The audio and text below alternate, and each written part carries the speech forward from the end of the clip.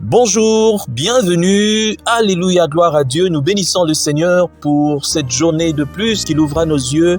Nous sommes témoins encore une fois de plus de sa bonté, témoins de son amour. Le Seigneur nous aime, voilà pourquoi il nous laisse en vie. Nous n'avons rien de plus que ceux-là qui sont malades et qui sont morts aujourd'hui. Peut-être qu'ils étaient meilleurs que nous dans la foi, mais le Seigneur nous garde parce qu'il a un plan pour nous et il est souverain.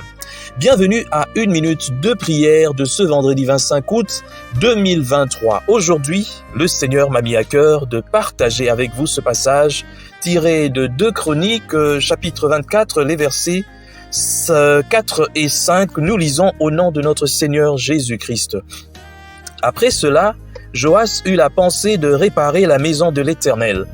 Il assembla les sacrificateurs et les Lévites et leur dit: allez par les villes de Juda et vous recueillerez dans tout Israël de l'argent chaque année pour réparer la maison de votre Dieu, et mettez à cette affaire de l'empressement.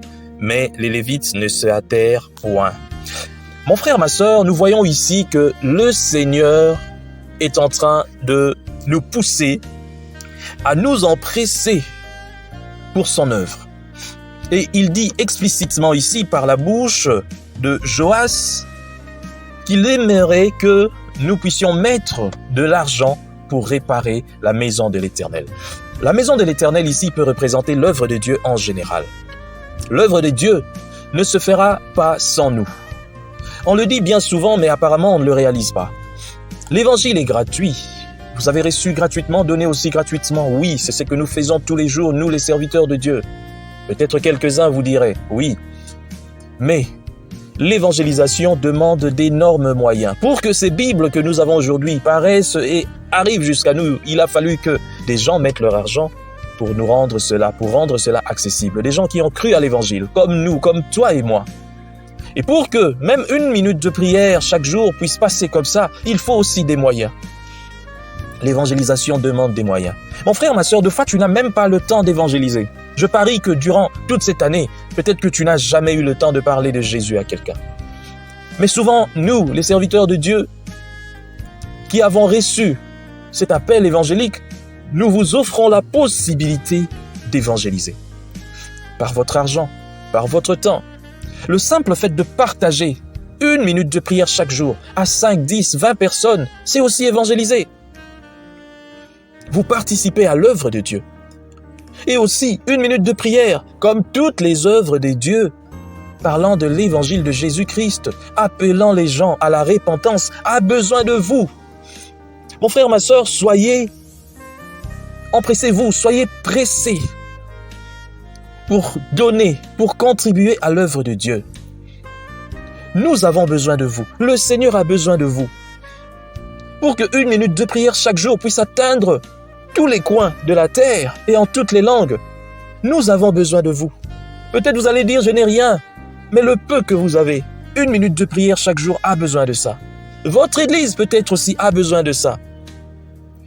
Et peut-être une autre société d'évangélisation missionnaire a besoin de ça.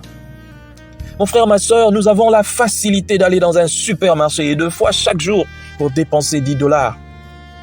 Pensez au moins, même 1 fois le mois, à contribuer à $10 pour l'œuvre de Dieu. Mon frère, un jour le Seigneur te demandera si tu as eu à évangéliser, à propager sa parole. Je ne sais pas ce que tu diras, mais je te donne l'occasion aujourd'hui de le faire et de l'empressement pour l'œuvre de Dieu. Tu peux dire peut-être je donne mes offrandes chaque dimanche, je donne la dîme. Mais non, tu ne demanderas pas à Dieu de te bénir à cause des offrandes et de la dîme. Ça, c'est normal. La dîme, on ne peut pas prier et puis prendre la dîme comme moyen de pression auprès de Dieu. Non, ça ne marche pas. La dîme, c'est normal. Les offrandes, c'est normal. Mais les libéralités, votre contribution, l'empressement, c'est ça ce dont Dieu a besoin. C'est à partir de ça que le Seigneur va bénir votre vie. Vous serez bénis abondamment si vous avez de l'empressement pour son œuvre. Contribuez à l'œuvre de Dieu. Ne vous fatiguez pas. Partout là où vous voyez qu'il y a besoin de soutien pour l'œuvre de Dieu, si votre cœur est convaincu, priez et puis donnez.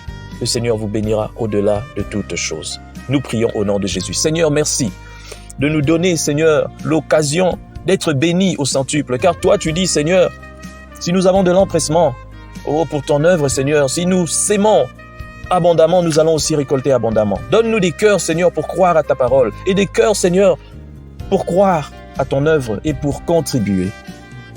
Ne permets pas que nous puissions dépenser notre argent n'importe comment. Aide-nous, Seigneur, à contribuer pour l'œuvre qui est la tienne. Au nom de Jésus. Amen.